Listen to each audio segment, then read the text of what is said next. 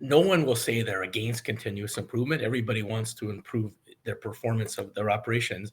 But why do you think leaders still don't maximize the use of performance improvement tools to help them increase their profit? So you must have seen this over the years, but I'd be curious to get your perspective on that.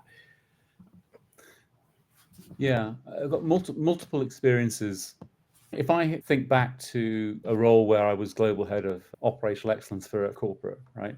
I remember joining and actually having spent the first year leading a transformation program, which became a suite of performance improvement projects later on. And if you remember, if you think, and I also remember my own experiences being a CEO. And what you tend to find is that leaders will get beaten for results.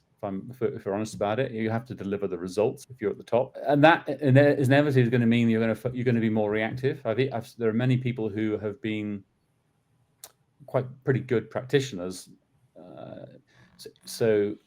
Practitioners of lean and operational excellence who, when they become leaders, become quite reactive, and it's not them; it's the way they're driven by the system they're part of. So you need to deliver results. You're time poor.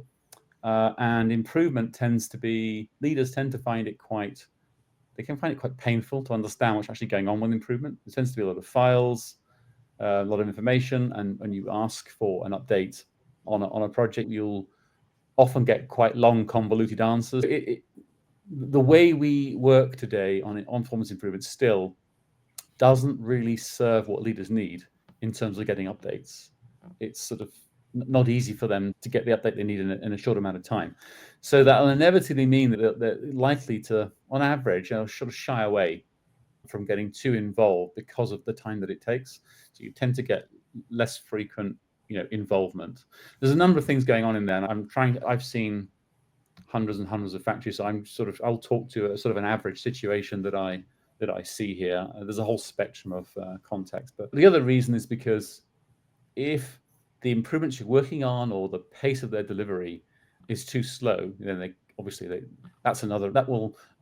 does not help to motivate leaders to pour more time into it. Right.